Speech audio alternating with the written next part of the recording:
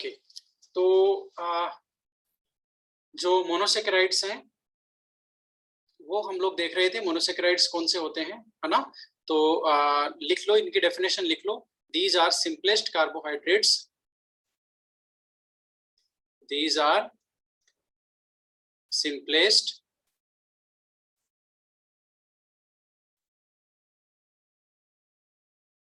carbohydrates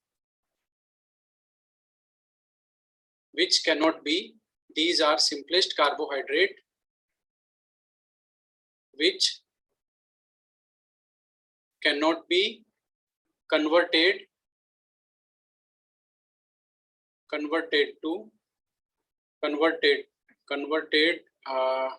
into more simpler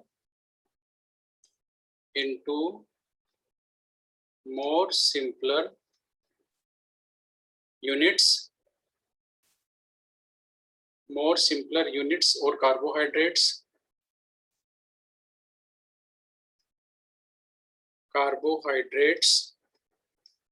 by hydrolysis। ठीक है, अब इनकी डेफिनेशन क्या है? बहुत ही सिंपल है। मोनोसेकेराइड्स वो होते हैं जिनमें एक यूनिट होती है, मोनो मतलब वन। ठीक है, तो ये जो ऐसे कार्बोहाइड्रेट्स हैं जिनका फर्दर हाइड्रोलाइसिस पॉसिबल नहीं है, यानी कि ये इनका हाइड्रोलाइसिस कराएं तो ये और सिंपलर कार्बोहाइड्रेट्स नहीं बनाते हैं। देखो बहुत सिंपल सी बात है, कार्बोहाइड्रेट के लिए मैं आपको एक पॉइंट बता दूं, कार्बोहाइड्रेट्स को हाइड्रोलाइसिस करते हैं तो वो सिंपलर यूनिट्स में कन्वर्ट होते चले जाते हैं। ठीक है, सिंपलर कार्बोहाइड्रेट में कन्वर्ट होते चले जाते हैं।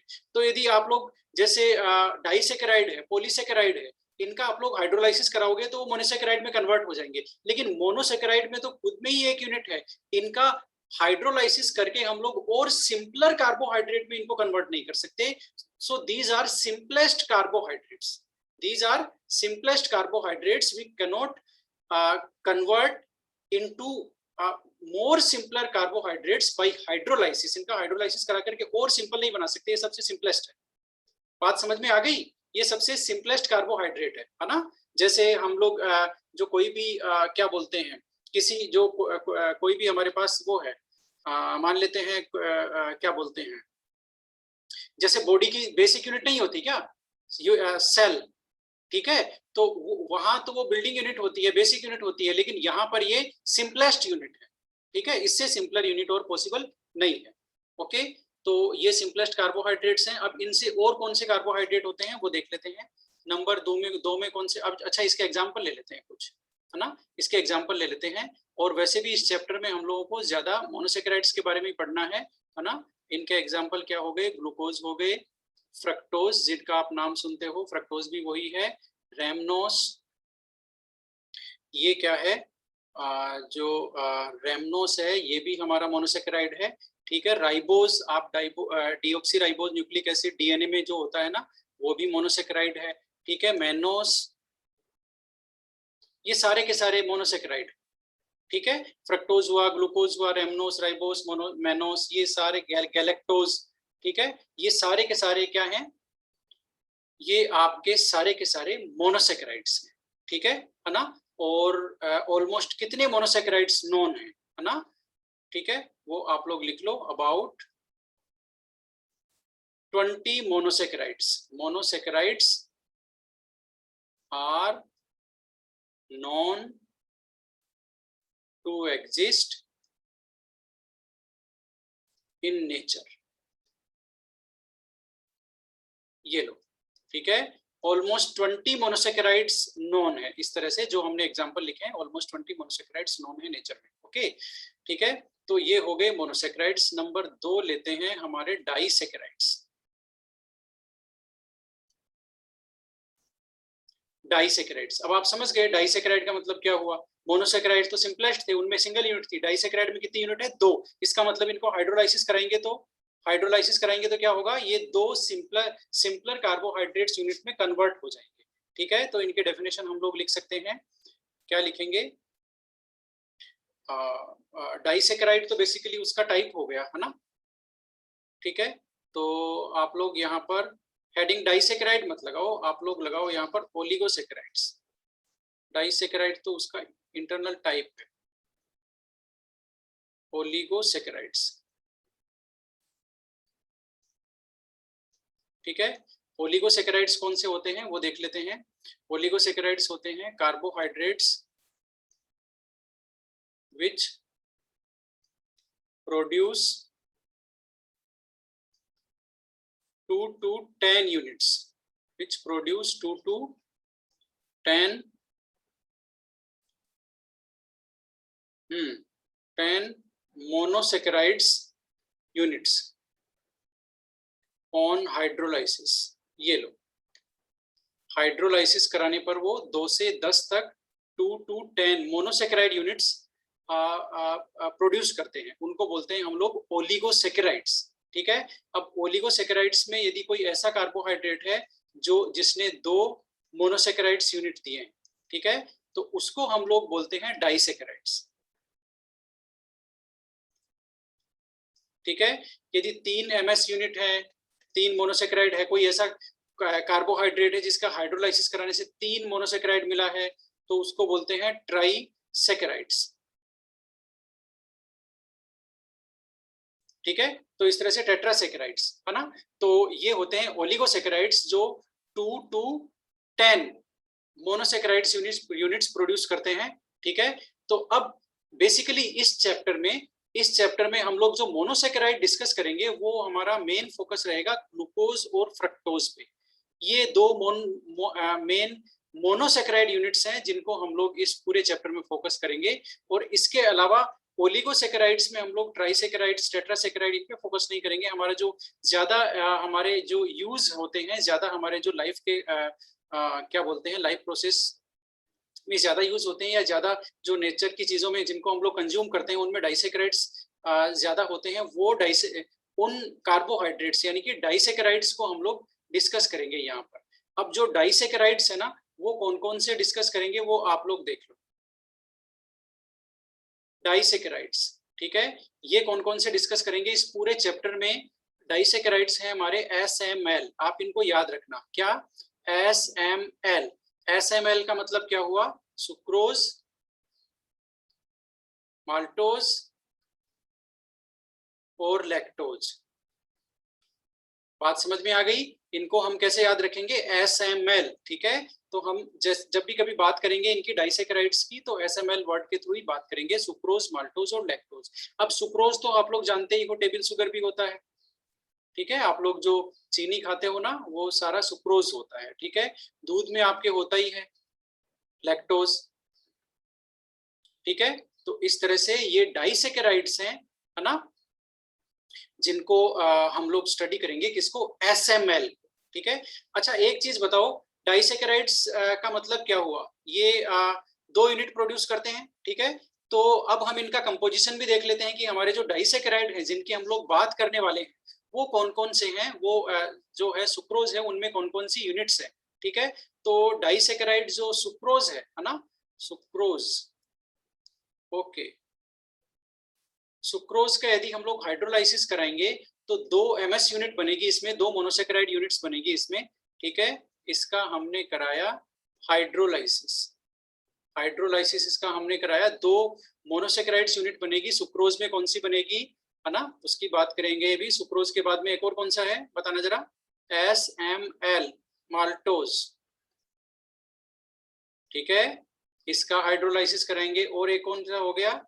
लैक्टोज, इसका हाइड्रोलाइसिस कराएंगे, ठीक है।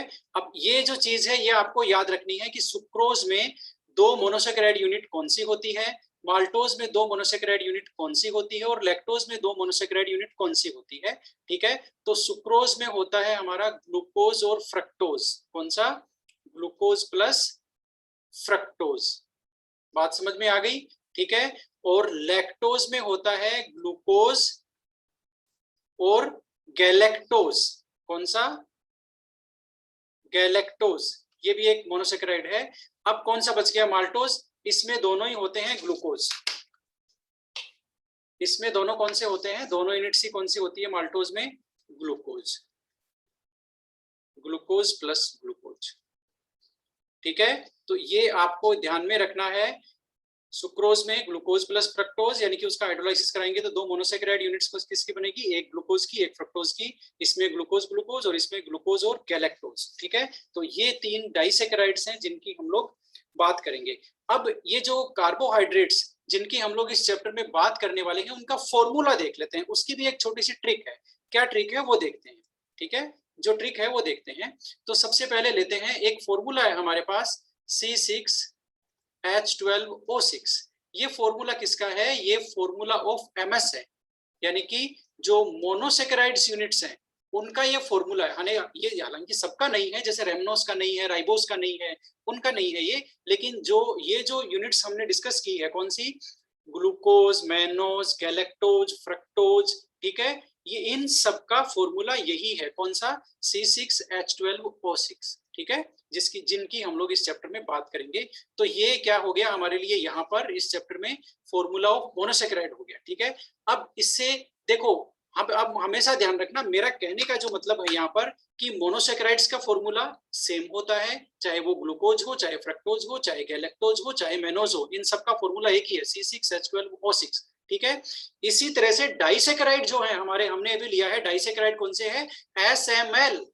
ठीक है, SML जो डाइसेकेराइड है इनका भी मोलिकुलर फॉर्मूला सेम ही है। इसी तरह से जो पॉलीसेकेराइड्स लेंगे उनका भी मोलिकुलर फॉर्मूला सेम ही है। अभी देख लेते हैं। ठीक है, पहले यहाँ पर देख लेते हैं डाइसेकेराइड्स का क्या हालचाल है, वो देख लेते हैं, और पॉलीसेकेराइड्स क्या है वो भी यहीं पे देख लेंगे। तो ये हो गया मोनोसेकेराइड। अब इनमें मोनोसेकेराइड्स में एक यूनिट आप ऐड करेंगे, कौन सी, C6H10O5। ये लो भाई, C6H10O5, ये जैसे ही आप ऐड करेंगे तो ये हो गया C12H22 और O11। ये हो गया फॉर्मूला ऑफ डाइसेकेराइड। ये लो, ये डाइसेकेराइड का फॉर्मूला हो गया, यानी कि डाइसेकेराइड यानी कि कोई भी डाइसेकेराइड। ठीक है, कोई भी डाइसेकेराइड, सुक्रोज का भी यही है, माल्टोज का भी यही है, लैक्टोज का भी यही है, SML का सबका यही। ठीक है, यहाँ पे लिख देते हैं SML। ओके, अब इसमें और जोड़ते चले जाओ, C6H10O5, इस यूनिट को पहचान लो, C6H10O5। ठीक है, और जोड़ दो तो ये क्या बन गया, ट्राइसेकेराइड का फॉर्मूला बन गया। ये लो, C18 और H कितना हो गया, H32 और O कितना हो गया, O16। ये हो गया फॉर्मूला ऑफ, ये लो भाई, ट्राइसेकेराइड। ठीक है, तो इस तरह से ये यूनिट आप ऐड करते जाओ। मेरा कहने का मतलब ये है, पहला concept, most of monosaccharide unit जिनका हम लोग इस चैप्टर में डिस्कस करेंगे, ग्लूकोज, फ्रक्टोज, मैनोज, गैलेक्टोज, इन सबका फॉर्मूला एक ही है, C6H12O6। ठीक है, जो डाइसेकेराइड्स हम लोग यहाँ पर डिस्कस करने जा रहे हैं वो उन मोस्ट ऑफ डाइसेकेराइड्स का फॉर्मूला एक ही है, वो है C12H22O11। ये कैसे आया, ये आप इस यूनिट को याद रखो, C6H10O5, इसको आप याद रखो, ये आपको ऐड करते जाना है और आप नेक्स्ट कार्बोहाइड्रेट का फॉर्मूला आपका बनता जाएगा, मोनोसेकेराइड से डाइसेकेराइड, डाइसेकेराइड से ट्राइसेकेराइड। इसी तरह से पॉलीसेकेराइड्स का फॉर्मूला क्या होता है वो भी हम लोग देख लेते हैं। पॉलीसेकेराइड्स का फॉर्मूला क्या है वो भी हम लोग देख लेते हैं, और पॉलीसेकेराइड्स का फॉर्मूला है C6H10O5, वही यूनिट आपकी जिसको आप जोड़ रहे थे, N। अब ये तो पॉलीसेकेराइड्स है ना, पॉलीसेकेराइड मींस यहाँ पर जो N है वो नॉन नहीं हो सकता ना, ये पॉलीमर है बेसिकली, मोनोसेकेराइड यूनिट्स के पॉलीमर होते हैं ये, इसीलिए इनको बोलते हैं पॉलीसेकेराइड्स। ठीक है ना, तो यहाँ पर जो N है वो डिफाइंड नहीं है, वो कोई भी वैल्यू हो सकती है। ओके, तो ये पॉलीसेकेराइड्स का फॉर्मूला आएगा। तो फॉर्मूला वाइज आप इन सबको समझ लो, ये पॉलीसेकेराइड का फॉर्मूला है, ये यूनिट आप ऐड करेंगे मोनोसेकेराइड में तो डाइसेकेराइड बन जाएगा। और मोनोसेकेराइड का फॉर्मूला आपको सबको याद है, ग्लूकोज का फॉर्मूला जो आप फोटोसिंथेसिस की जो रिएक्शन थी लोअर क्लासेस में लिखते थे, C6H12O6। ठीक है, उसका होता है ना। तो ये तो हुआ इन सब का फॉर्मूला। अब ओलिगोसेकेराइड हो गया, मोनोसेकेराइड हो गया, अब हम लोग लेने वाले हैं पॉलीसेकेराइड्स।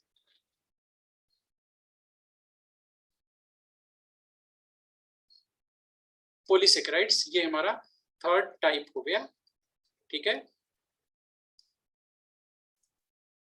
ये लो पॉलीसेकेराइड्स है ना। अब इसमें लिख लो carbohydrates which produce more than 10 ms units monosaccharide units on hydrolysis. ये लो, हाइड्रोलाइसिस में ये 10 से ज्यादा यूनिट्स आपको देते हैं, या फिर इनको ये भी बोल सकते हैं which produce large number of MS units on hydrolysis. ठीक है, और प्रोड्यूस लार्ज नंबर ऑफ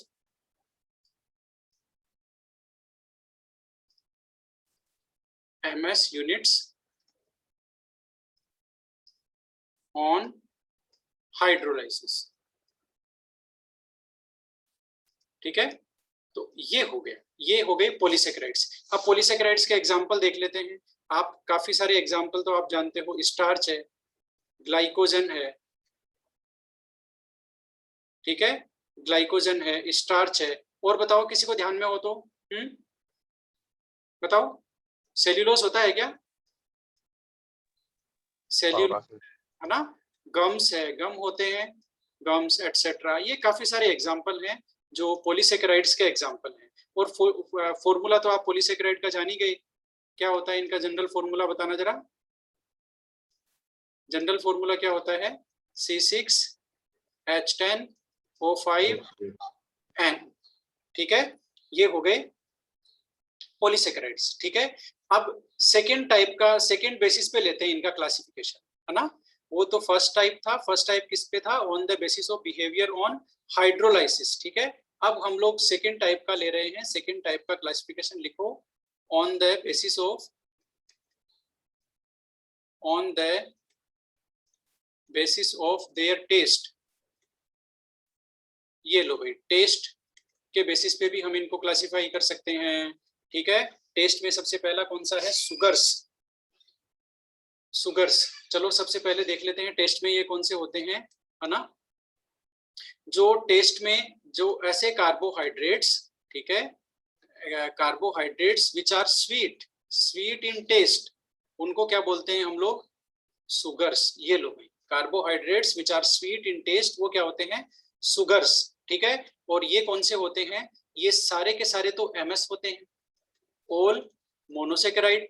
ठीक है, और ऑल क्या होते हैं? ये डाइसेकेराइड। ये लो भाई, सारे मोनोसेकेराइड और सारे डाइसेकेराइड। इवन आपका जो टेबल शुगर हमने भी बात की थी, वो कौन सा होता है, बताना जरा। सुक्रोज, तो वो डाइसेकेराइड है। ठीक है, खाने में मीठा है कि नहीं है? है तो सही। ओके, तो ये क्या है? सारे के सारे मोनोसेकेराइड और सारे के सारे disaccharide, they are sweet in taste, that's why they are known as sugars. ठीक है, नोन एज सुगर्स। ओके, अब सेकेंड टाइप कौन सा हो गया? आप जान ही गए, carbohydrates which are not sweet, not sweet in taste, उनको बोलते हैं नॉन सुगर्स। वो नॉन सुगर है। और नॉन सुगर कौन से हो गए? All polysaccharide. ये लो, ऑल पॉलीसेकेराइड, ये आपके सारे के सारे क्या हैं? नॉन सुगर्स हैं, इनका टेस्ट मीठा नहीं होता। ठीक है, अब हम लोग थर्ड टाइप लेते हैं बेसिस का। थर्ड टाइप लेते हैं, ठीक है ना। थर्ड टाइप लेते हैं on the basis of,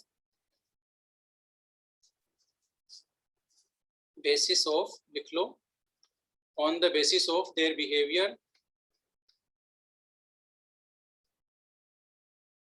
their behaviour towards, और ये आपके आ गए रिड्यूसिंग एजेंट कौन कौन से? Towards Tollens reagent. ये लो, टोलेंस रिएजेंट कहाँ से कहाँ आ गया? Tollens reagent. और इसका साथी कौन है भाई, जिसके साथ का जिसको वो रिड्यूस करते हैं? एल्डिहाइड्स। बताओ जरा, टोलेंस के साथ और कौन सा है? Yes, Fehling solution. ठीक है, तो यहाँ पर अब इन ये जो दोनों रिड्यूसिंग एजेंट हैं, वो सॉरी रिड्यूसिंग नहीं है, तो माइल्ड ऑक्सीडाइजिंग एजेंट है। ठीक है, तो माइल्ड ऑक्सीडाइजिंग एजेंट है टोलेंस और फेलिंग। इनके साथ इनका बिहेवियर कैसा है कार्बोहाइड्रेट्स का, इसके बेसिस पे भी हम इनको क्लासिफाई कर सकते हैं। किसको? कार्बोहाइड्रेट्स को। ठीक है, तो सबसे पहले कौन है हमारे पास? सबसे पहले है हमारे पास रिड्यूसिंग सुगर्स। अब आप लोग इनका मीनिंग समझ गए होंगे। रिड्यूसिंग सुगर्स क्या होती है? रिड्यूसिंग सुगर्स वो होती है जो इनको रिड्यूस कर देते हैं। कौन से ऑक्सीडाइज एजेंट को, टोलेंस को और फेलिंग को वो क्या करते हैं, रिड्यूस कर देते हैं। ठीक है, तो आप इनकी डेफिनेशन लिख लो, CH carbohydrates which reduces tollens and failing solution, tollens reagent and failing solution.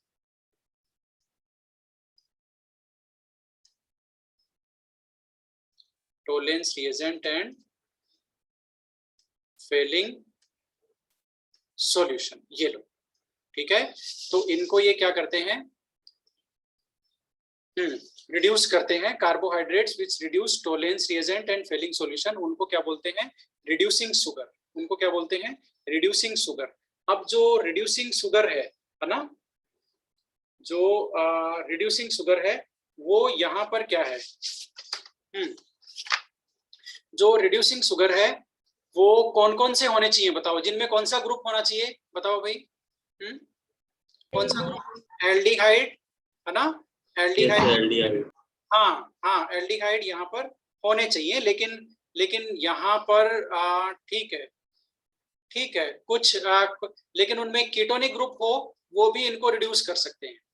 ठीक है, शुगर्स कार्बोहाइड्रेट्स में कीटोनिक ग्रुप हो वो भी उनको रिड्यूस कर सकते हैं। ओके, तो यहाँ पर जो रिड्यूसिंग शुगर्स हैं वो कौन कौन से लिख लो, ओल तो MS है, ओल MS, सारे के सारे कौन से मोनोसेकेराइड्स वो क्या करते हैं, रिड्यूसिंग शुगर है। ठीक है, अब इसमें आपके सारे आ गए, ग्लूकोज आ गए, फ्रक्टोज आ गया, गैलेक्टोज, मैनोज, जितने भी है वो सारे आ गए, ऑल MS, वो सारे के सारे रिड्यूसिंग शुगर है। ठीक है, और डाइसेकेराइड्स में कौन से हैं, डाइसेकेराइड्स में कौन से हैं, एंड आपका माल्टोज और लैक्टोज।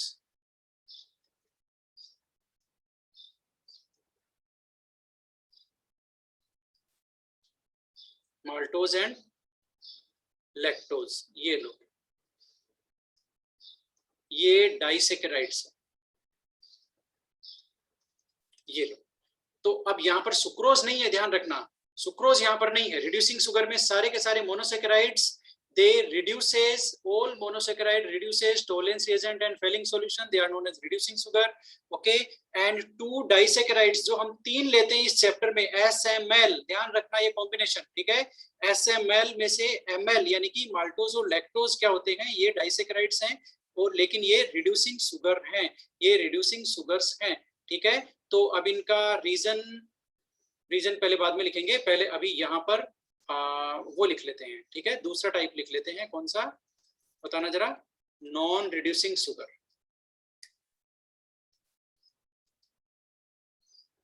फटाफट लिख लो, non reducing sugars.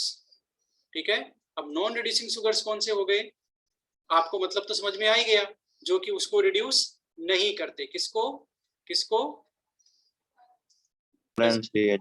yes, does not reduce tolerance reagent and failing solution। ठीक है, जो इसको रिड्यूस नहीं करते वो नॉन रिड्यूसिंग शुगर हो गए। अब नॉन रिड्यूसिंग शुगर में मोनोसेकेराइड तो कोई नहीं आता, डाइसेकेराइड में कौन है, कौन बचा हुआ था, सुक्रोज, और क्या है, ऑल आपके पॉलीसेकेराइड्स। ठीक है, और क्या है आपके पॉलीसेकेराइड्स, है ना। तो ये हो गया आपका क्या है ना, रिड्यूसिंग और नॉन रिड्यूसिंग, है ना। और पॉलीसेकेराइड को एक बार आप छोड़ दो, इसको वो नहीं है ना, आप केवल एक ही याद रखो, डाइसेकेराइड सुक्रोज है ना, पॉलीसेकेराइड अभी याद मत रखो आप लोग। ठीक है, इसको हम लोग फैसला बाद में करेंगे। ओके, अब रीजन यहाँ पर ये है कि ऐसा क्यों होता है, बताओ भाई, सुक्रोज में ऐसा क्यों हुआ, जबकि सुक्रोज भी वही डाइसेकेराइड है, और उसके जो डाइसेकेराइड है, इसके जो क्लासमेट है कौन से, ML, वो रिड्यूस करते हैं, ये नहीं रिड्यूस करता है। तो ऐसी क्या बात है, देखो बहुत सिंपल सी बात है, ऐसा कार्बोहाइड्रेट जिसमें एल्डिहाइड और कीटोनिक ग्रुप फ्री है ना, तो वो रिड्यूस कर देगा टोलेंस और फेलिंग सॉल्यूशन को, वो रिड्यूसिंग हो गया। और जिसमें ये फंक्शनल ग्रुप फ्री नहीं है, बॉन्डिंग में बिजी है, तो वो नहीं कर पाएगा। ठीक है, तो आप लोग यहाँ पर रीजन लिख लो, रीजन लिख लो आप लोग यहाँ पर, रीजन क्या है, in sucrose the aldehydic and ketonic functional group, फटाफट लिख लो, the aldehydic and ketonic functional group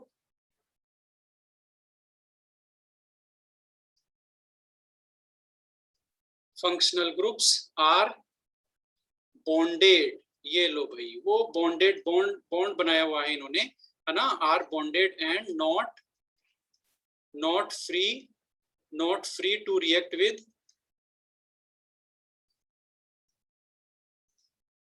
Tollens reagent and failing solution. ठीक है, बात समझ में आ गई है ना? इसलिए ये क्या है, इसलिए ये क्या है, hence it is non reducing. जबकि वो जो हमारा दूसरा है ना, दूसरे जो है वो कौन से, माल्टोज और लैक्टोज, इनमें ये क्या है, फ्री है ना, maltose and lactose, maltose and lactose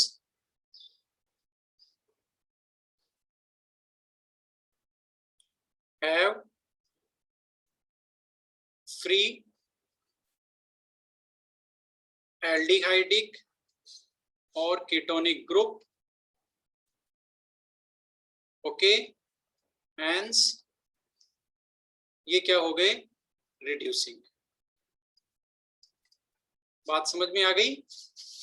maltose और लैक्टोज में ये फ्री होते हैं, एल्डिहाइड और कीटोनिक फंक्शनल ग्रुप बॉन्डेड नहीं होते, इसलिए ये रिड्यूसिंग है, ये टॉलरेंस और फेलिंग को रिड्यूस कर देते हैं, और वो नहीं कर पाते हैं कौन से, सुक्रोज. ठीक है, उनमें वो बॉन्डेड फॉर्म में होते हैं, इसलिए फ्री नहीं होता फंक्शनल ग्रुप. हमेशा ये चीज ध्यान रखना, हमारे बार बार काम आएगी कि एल्डिहाइड और कीटोनिक फंक्शनल ग्रुप कहाँ फ्री है कहाँ नहीं है, और सारे के सारे जो एमएस हैं वो रिड्यूसिंग शुगर हैं, उनमें सब में फ्री है. बस चक्कर यहाँ पर उसका पड़ रहा था, डाइसेक्राइड का पड़ रहा था कि एक जो है सुक्रोज है वो अलग पार्टी में क्यों चला गया.